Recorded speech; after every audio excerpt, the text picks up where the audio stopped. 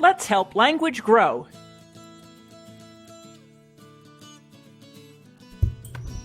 Let's look at some easy ways to teach this and that. You might think that those are difficult words to teach young learners, but this and that show up on vocabulary lists because they can easily be substituted for words they don't know yet. Let's talk about how to teach these words. Think about them in terms of physical distance. Put the toy far away in view, but out of reach. Point at the toy. Do you want that spaceship? Or say, do you like that spaceship? Now have a toy in your hand. Do you want this airplane? Or do you like this airplane? So think about physical distance. That is something that is far away from us. This is something that is close to us.